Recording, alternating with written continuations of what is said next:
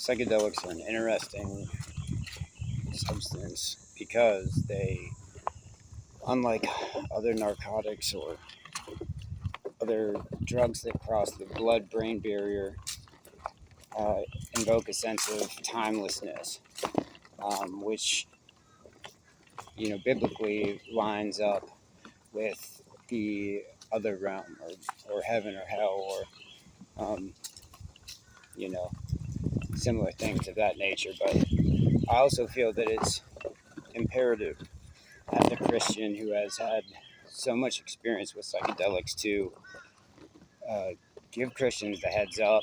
Uh, there's a revolution brewing, and psychedelics, they've masqueraded as a drug, and people have called them narcotics, but the works of narcotics I've seen. I'm a child from the 80s. I remember the Just Say No drug campaign, and I've seen the devastation that narcotics does to the community. But the devastation may extend to family members who are innocent, and that's where I think that ties into the warning and revelations about Pharmekia. But more specifically, also in that same verse, it speaks about the tapping of roots. And so I'm fairly certain that's a very direct warning about DMT, which, if you haven't watched my documentary, I'm of the mindset to believe that it is some form of a biological weapon that has been created in order to dissuade mankind from following Christ. And there's a lot of iconography that is specifically uh, similar. In other words, people who have done the drug have reported similar experiences. In fact, they are called machine elves, or referred to as machine elves in most cases. Uh, but there are other reports of similarities of insectoidal looking creatures, and well, you name it, aliens, greys. There have been all sorts of similar reports about these entities. Oddly enough, there have also been reports about, uh, well, more recently, something called the Discovery. Now, this guy, Danny Goler, has been on the Danny Jones podcast and talked about his experience and how he came up with the idea, or at least kind of leads into what the documentary he's about to release is going to be about. But interestingly of note, these characters are something of an ancient Hebrew or Semitic language. Now think about that. Angels, God speaks. The first language that he ever gave Adam was a gift, right? The world was created with words. And from my personal experience, there's a lot of silence that happens in these vivid visual experiences that one has in this alternate realm or what have you. And when sound is made, or the sounds have been made, I've had experiences where I've seen clouds being produced by an angel that was, its voice sounded like a Cadillac horn, is the best way to describe it. And as it was speaking, these clouds are being formed.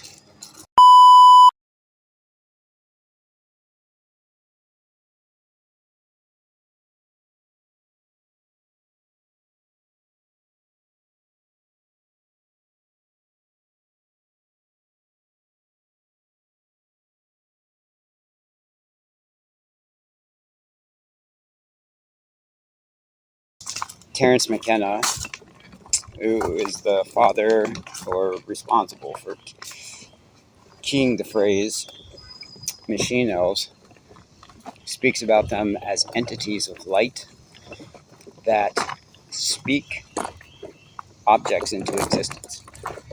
Uh, it's all a form of deception. There's also another message that is encoded in these hallucinogens, And I say hallucinogens broadly because I personally have experienced a state of ego death on more than one. I felt it on LSD. I felt it on. I've been in a state of ego death on DMT, which is also quite different in the way that it interacts with the body. But I've also had, an ego death experience on psilocybin cubenzi mushrooms, all of which have a similar themed message that it tries to preach. One, it tries to show you what's wrong with you, right? Immediately. So that's where the danger comes in.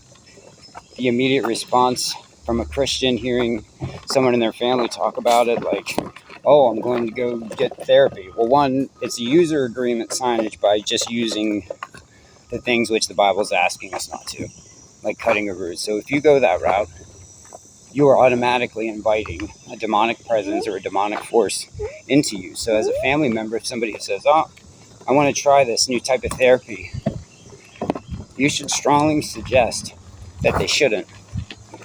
To which you'll be answered, well, look at all the benefits that people have had by taking these substances, psychedelics. Look at the benefit.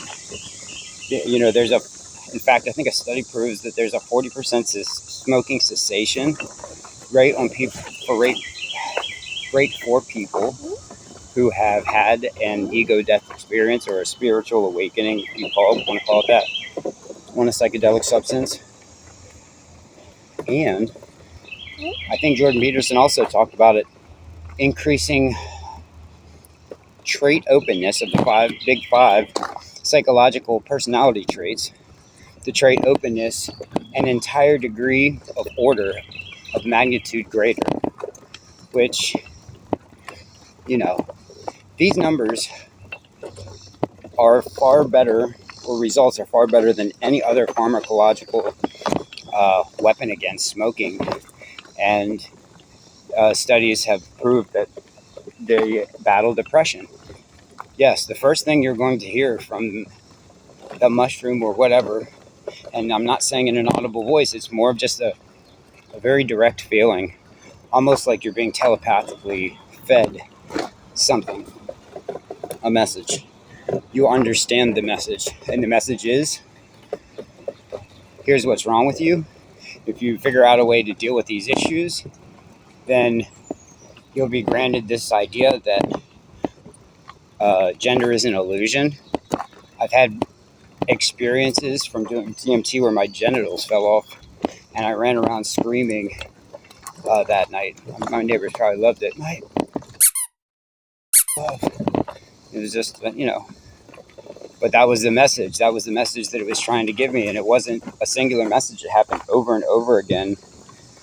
And the message was that gender was a construct that was designed to confuse, separate, and alienate mankind. And the other message is we can become gods, or we are God. And so it's highly, from a Christian standpoint, right? It is the proverbial wolf in sheep's clothing, and you have to understand that. You have to, because if you don't, or somebody in your life partakes, it's their soul that's at risk, because the message isn't going to come out that Christ is the way that you find salvation. It's not. The message is going to be that mankind can ascend to godhood, which was, think back to the Garden of Eden. That was the original lie, baby. That was it. And that's what's coming down the pipeline. That's how you know it's from Satan. That's how you know. Because things like that just don't. That theme is so methodically repeated throughout Scripture, throughout the centuries, throughout the story of humanity. And that's the way they get you. At least that's the way they're going to try. So, to all my Christian fathers out there, protect your family, protect your flock. provide them with the insight to allow them to understand that there is a wolf in sheep's clothing and they should be mindful of it. That's why it was written of in the book of Revelations. It's not a dispensationalist viewpoint that's outdated. No, it hasn't even come to pass yet. It's just beginning. Keep your heart and your mind guarded. God bless.